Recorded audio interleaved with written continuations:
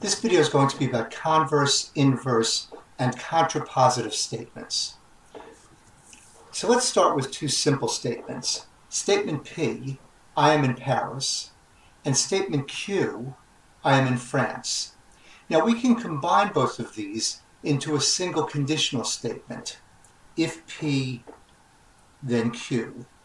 Or I could read that as, if I am in Paris, then I am in France. We could also take this conditional statement and rearrange the letters. I could turn this into if Q, then P. This is called a converse of the original statement. Converse. And I would read this as, if I am in France, then I am in Paris. Now obviously this is not necessarily true. There's a lot of places I could be in France without being in Paris. Another way I could rearrange that original conditional statement would be to negate both sides. I could say, if I'm not in Paris, then I'm not in France. If not P, then not Q. This is called an inverse, and it's also not necessarily true. If I'm not in Paris, it doesn't mean I'm not in France at all. There's other places I could be. So for both the converse and the inverse, it's not necessarily true that they are true. It's not necessarily the fact that they're true, just because the original conditional statement was true. Now there's another way I could combine them. I could both rearrange the letters and I could negate them. So I could say, if not Q, then not P. This is called a contrapositive. Contrapositive.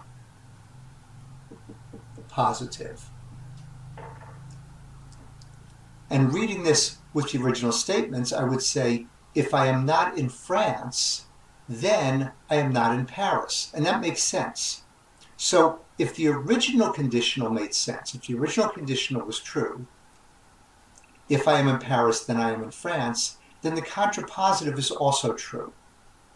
What I want to do is take a second and just fill in a truth table with both the conditional and its contrapositive.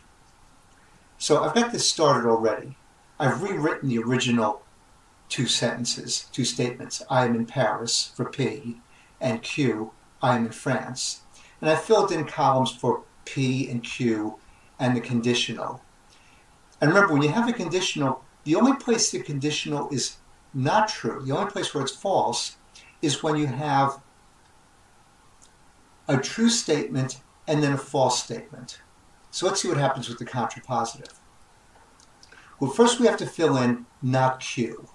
So not Q is going to be the opposite of the Q column. Since the Q column was true, false, true, false, for not Q, I want false, true, false, true.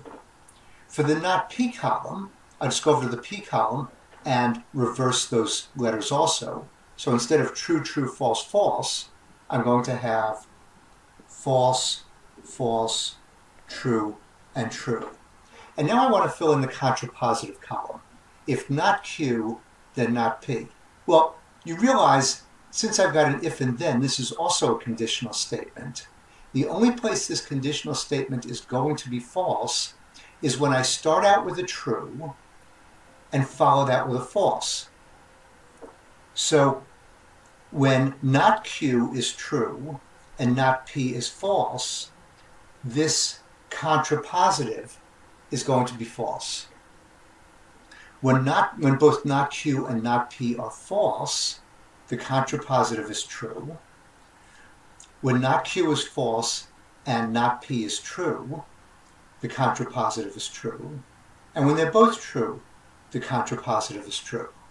Now, if I compare the columns for the original conditional, if P then Q, and the contrapositive, if not Q then not P, I see I have exactly the same truth values in the same order. I have true for both of them, then false, then true, which means that both a conditional and its contrapositive are logically equivalent. You remember we write the logically equivalent sign by writing, I'm going to write if P then Q, and then put in the equivalent sign, the 3 bars, like an equal sign but with an extra bar, and then the contrapositive. If not Q, then not P. Okay? So basically, you've got your original conditional statement, if P then Q. You've got the contrapositive that was made from it, if not Q, then not P. And looking at the truth tables for them, we realize that they are logical equivalents of each other.